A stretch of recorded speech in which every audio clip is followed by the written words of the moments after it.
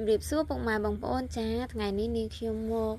ជាមួយបងស្រីរបស់នាងខ្ញុំគឺមកចំហុយត្រីចាចំហុយត្រីរបស់យើងនេះគឺចែរបស់ខ្ញុំគាត់អ្នកចំហុយខ្ញុំនេះជាអ្នក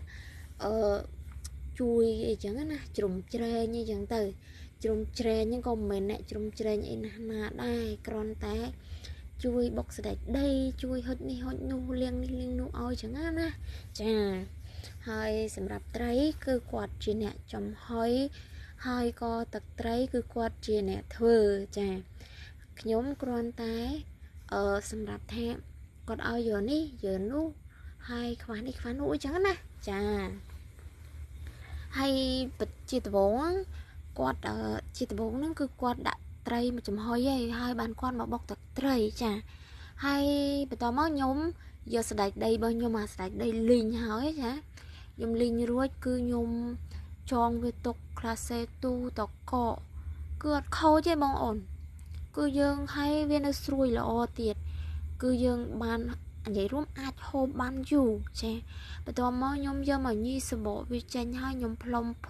ភុលទៅដីក្រោយណាផ្លុំមកដីក្រោយហ្នឹងគឺដីគេចោលទេចាខ្ញុំមានអនាម័យដែរហ្នឹងកុំថាខ្ញុំមានអនាម័យចាខ្ញុំផ្លុំភុលរួចហើយក៏ខ្ញុំក៏យកមកបុកវាបងប្អូនស្ដេចដីបុកឲ្យវាម៉ត់ល្មមមកចាបន្ទាប់មកនេះខ្ញុំក៏ទាញត្បាល់ទឹករបស់ខ្ញុំមកចាបន្ទាប់មកខ្ញុំក៏ចាក់សណ្ដែកដីចូលហើយពេលហ្នឹងចាក៏ប្រើខ្ញុំឲ្យទៅយកម្ទេសចានេះម្ទេសរបស់យើងគឺនៅក្នុងទូយើងយកមកគឺខ្ញុំយកទៅលាងសិនចាខ្ញុំសួរគាត់ថាដាក់ប៉ុន្មានចាដាក់3គ្រាប់គាត់ថាចាដាក់3គ្រាប់ហ្នឹងហើយបើគាត់ប្រើម្ទេស3គ្រាប់បើសិនជាខ្ញុំអ្នកធ្វើទឹកត្រីវិញពុកម៉ែបងប្អូន7គ្រាប់ទៅ10គ្រាប់ទឹកត្រីប៉ុណ្ណឹងនិយាយពីថាមិនដឹងថាដាក់យកអីហើយតាំងហិលស៊ីតស៊ូតពេញទៅនេះឯងចាអត់យល់ខ្លួនឯងហ្មងធ្វើទឹកត្រីគឺលោបម្ទេសហ្មងប៉ុន្តែយកមកហិលឡើងហៀលទឹកនៅលហាមមកពុកម៉ែបងប្អូននិយាយពីថា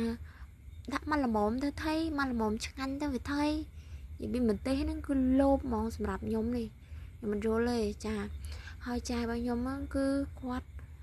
ដាក់ផ្សំគ្រឿងរបស់គាត់ណាមានម្ទេសមានខ្ទឹមសខ្ទឹមក្រហមអីចឹងទៅចាហើយមានស្ករត្នោតមានទឹកត្រីអំបិលច្រឡំអំបិលទឹកត្រីទឹកសាបយើងបន្តិចណាចាហើយបន្ទាប់មកគឺគាត់យកផ្សិតរបស់គាត់ហ្នឹងគឺយកទៅដាក់ចំហុយជាមួយត្រីហើយពេលនោះគឺគាត់លើកត្រប់របស់យើងហើយបន្លែរបស់យើងចំហុយមុនលើកមកសិនបានគាត់ដាក់ផ្សិតសរបស់យើងចូលផ្សិតព្រោះដាក់លឿនណាបងប្អូនចាហើយបន្ទាប់មកស្ដេចដីខ្ញុំក៏បុកហើយគឺខ្ញុំចាក់ចូលតែម្ដងចាក់ចូលឲ្យចែកូមកចាកូឲ្យវាសព្វគ្រឿងមកហើយបន្ទាប់មកខ្ញុំក៏ប្រមូលចានខ្ញុំដាក់ស្ដេចដីមិញហ្នឹងប្រមូលត្រៀមដាក់កន្លែងលាងទៅចាំកាលទៀតចាហើយចាខ្ញុំគឺគាត់កូវឹកទឹកត្រីឲ្យចូលជាតិគ្នាសិនខ្ញុំក៏ទៅយកកូនចានមួយមកដាក់សម្រាប់អត់ទាន់ដាក់ម្ទេសចាអត់ដាក់ម្ទេសហ្នឹងកូនត្រេនក៏ញ៉ាំបានណាអ្នកដែលអត់ចង់ញ៉ាំហិលក៏ញ៉ាំបានណាសម្រាប់អ្នកពុធមអ្នកកូនត្រេនទូចនៅជាមួយនឹងអផាយុហ្នឹងគឺញ៉ាំចូលចិត្តណាទឹកត្រី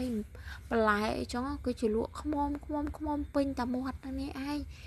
ប៉កែណាចេះញ៉ាំបន្លែទៀតឲ្យតែមុខកាមេរ៉ាទៅ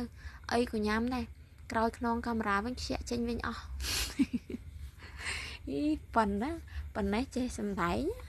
តូចប៉ុណ្ណេះប៉ុនហ្មងចា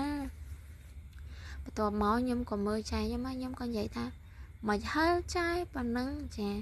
ខ្ញុំក៏គាត់ថាចាំមើលហិលមិនហិលសាកមើលចា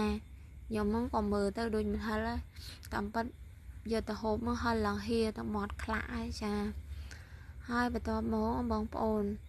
ខ្ញុំហ្នឹងក៏លើកទឹកត្រីរបស់ខ្ញុំយកមកអួតបងប្អូនបន្តិចចាហើយឥឡូវនេះ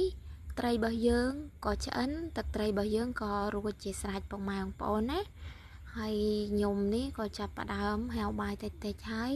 តោះអញ្ចឹងចាហូបបាយហ្មងទៅចាំកាលទៀតថ្ងៃនៅរៀងខ្ពស់ដែរប៉ុន្តែហាវហើយ ឆ្អិនណាក៏ចាំកាលទៀតបងប្អូនឆ្អិនហើយបងអូនត្រីចំហុយរបស់យើងនេះតោះហូបបាយបងអូន